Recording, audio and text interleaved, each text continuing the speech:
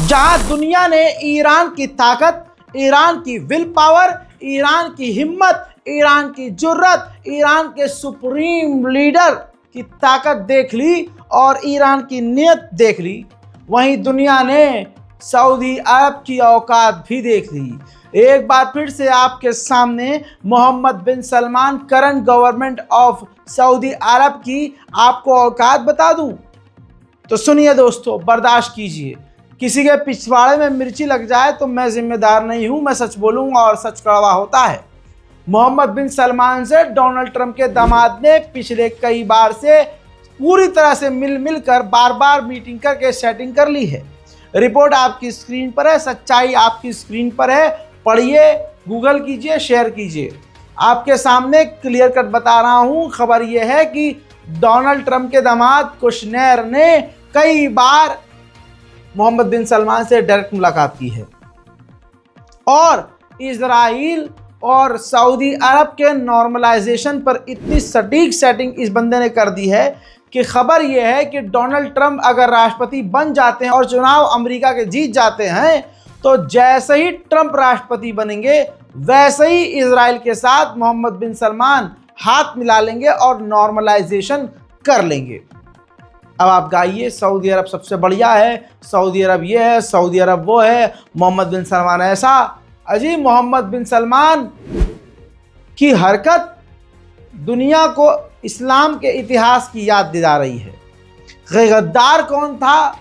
रसूलुल्लाह के साथ होने के बाद, रसूलुल्लाह जैसे कपड़े पहनने के बाद, अरब के अमीर बनने के बाद भी अंदर ही अंदर किस तरह से वो इस्लाम के गद्दार उस वक्त थे, आज सऊदी अरब के मोहम्मद बिन सलमान वैसे ही नजर आ रहे हैं। जहां 56 महिलाएं, 56 बहनें खामोश हैं और 56 बहनों के खामोश होने की वजह से इजराइल ने 46,000 से ज़्यादा गाज़ा के अंदर नरसंहार कर दिया है। अब इन 56 बहनों का एक अकेला भाई ईरान जो कर सकता है उसने वो किया है।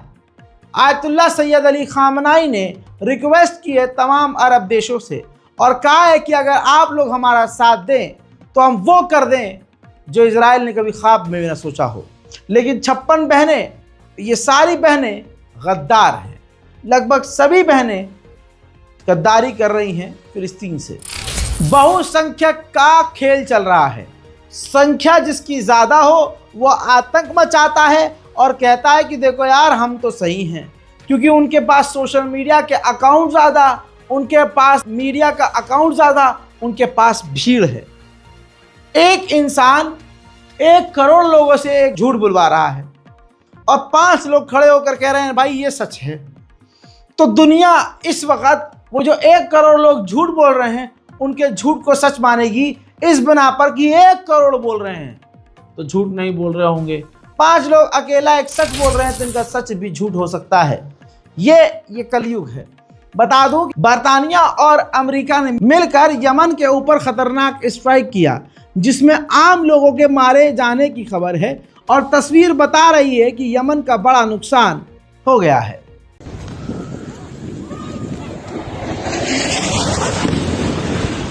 هذا الضربة الرابعة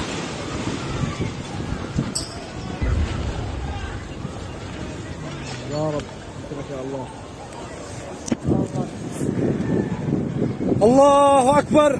الموت لأمريكا، الموت لإسرائيل، اللعنة على اليهود، النصر للإسلام.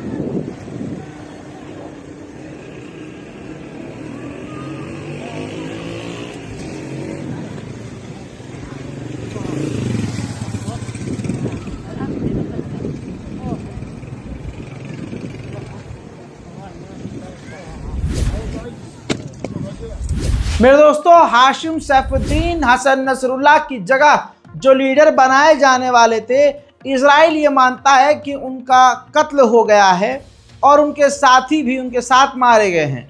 लेकिन इजराइल की दूसरी एजेंसियां अभी कंफर्म नहीं हैं।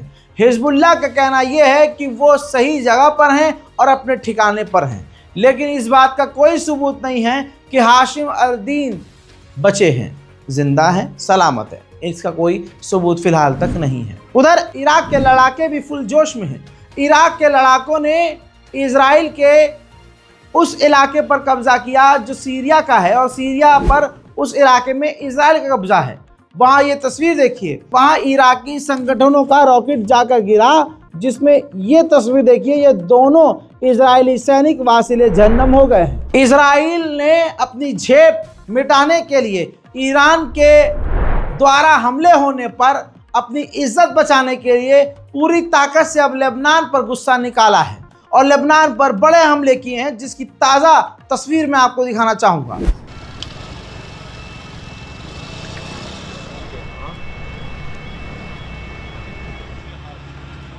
بس الشرافي واحد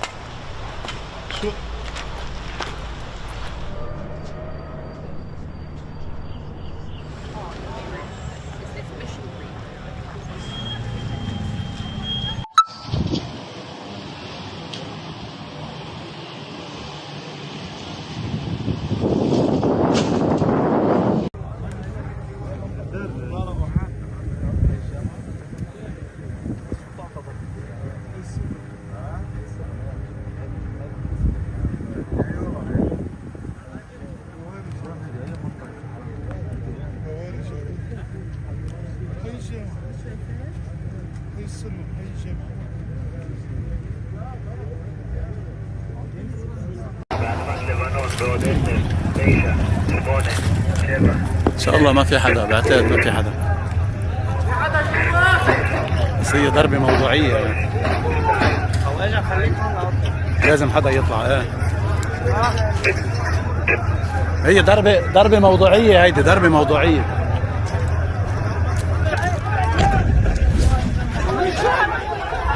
वहीं इजराइल के डिफेंस मिनिस्टर ने साफ तौर से कहा है कि हिजबुल्लाह के लिए हमारे पास और भी सरप्राइजेज हैं उनको देने के लिए, यानी इजराइल अभी भी हिजबुल्लाह को तगड़ा नुकसान देने की धमकी दे रहा है। ईरान के हमले के बाद अमेरिका इजराइल को क्लियर हो गया है कि जितना हम ईरान को समझ रहे हैं उससे बड़ा ईरान है। ऐसे में डरे हुए अमेरिका ने मिडिल ईस्ट में अपनी नई सेना को भारी मात्रा में भेजा है और अपनी पावर मिडिल ईस्ट में बढ़ाई है।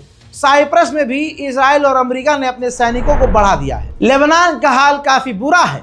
यूएन ने खुद ऐलान करके कहा है कि लेबनान के अंदर जितने शेल्टर हैं वो सारे फुल हो चुके हैं। वहीं इजरायली महिला रिपोर्टर उर्फ आतंकवादी ने कहा है लेबनान कोई कंट्री नहीं है, पता नहीं सुअर का मूत पिया हुआ है, कौन से नशे में है कि कह रही है लेबनान कोई देश ही नहीं है, वो तो IRGC का एक बेस है, ईरान का बेस, और वहाँ के लोग, ये देश हमारा एक देश है। इस चीज़ की वो एक्टिंग करके एज्यूम करके रह रहे हैं। अबे गोबर का पिछवाड़ा चाटने वालों, औकात में रहो। इजराइल ने लेबनान के इलाकों में घुसकर आज जितने भी बॉर्डर के इलाके में हिजबुल्लाह के कुछ हथियार खाने हैं उनको हथियारों को जब्त किया है। ये तस्वीर उन्हीं की है।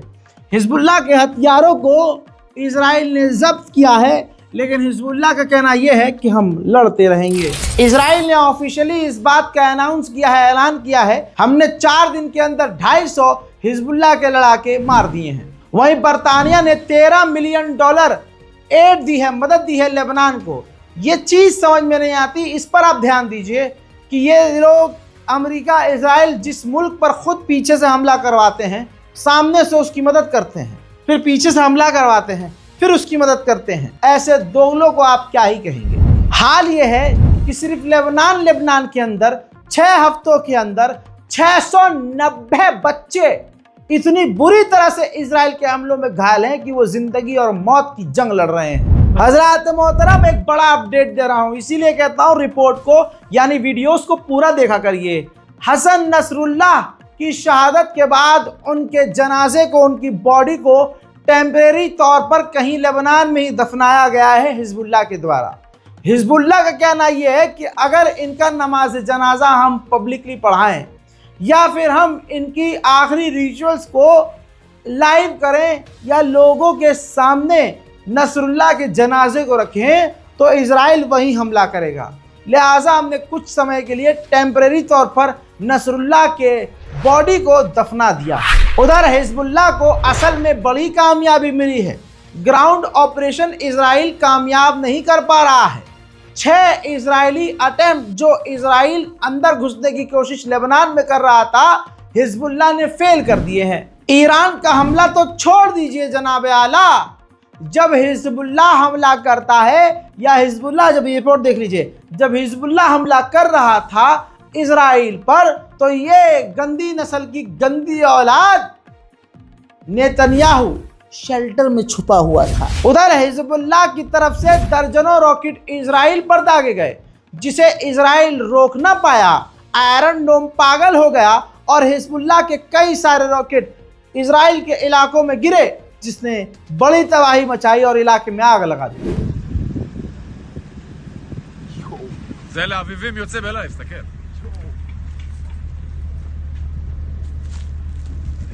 תראה כמה.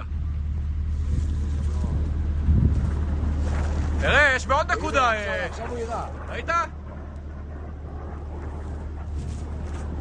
מה זה, המסוק? איזה גבר, יאללה. זה לא מסוק, זה רקטות, אחי.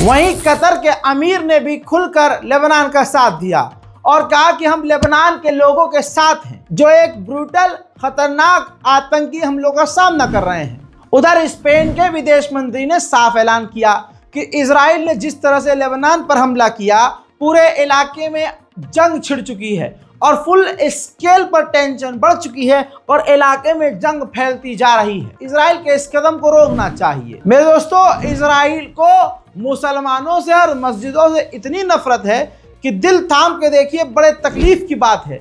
लेबनान, साउदर्न लेबनान में बिल्कुल लेबनान के लोगों ने बैतुल मुकद्दस के बिल्कुल कॉपी वाली मस्जिद बनाई थी, जो दिखने में बिल्कुल मस्जिद अल अक्सा जैसी थी। इजराइल ने अपने आतंकी हमलों में उस मस्जिद को अल्लाह अकबर शहीद कर दिया।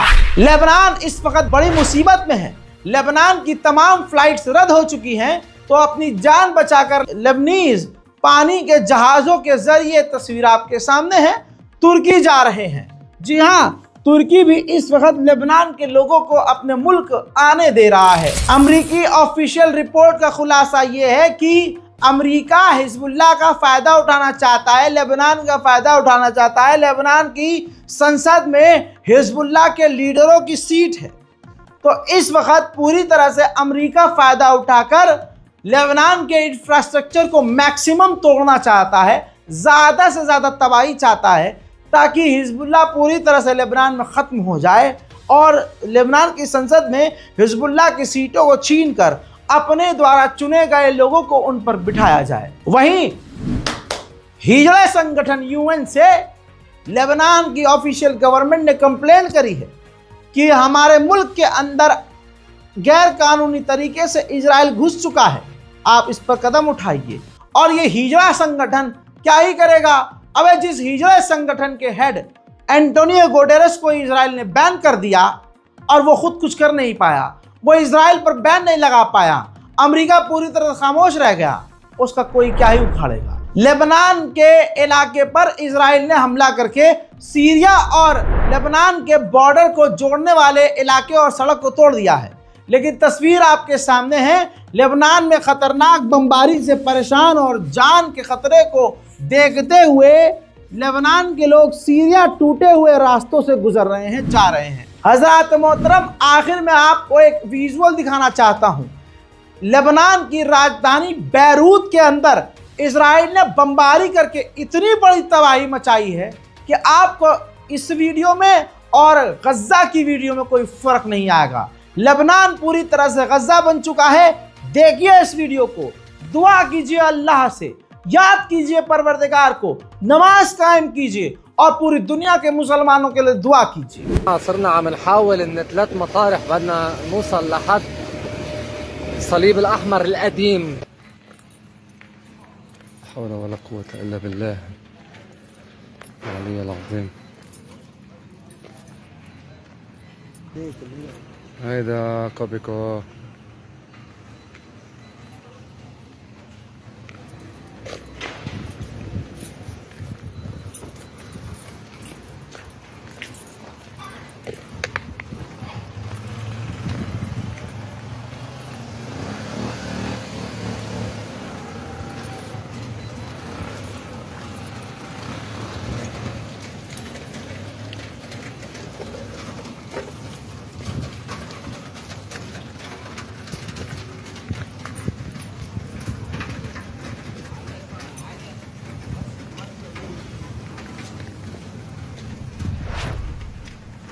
मेरे दोस्तों, इससे आगे मैं कुछ दिखा नहीं सकता, इसके आगे कुछ बोल नहीं सकता।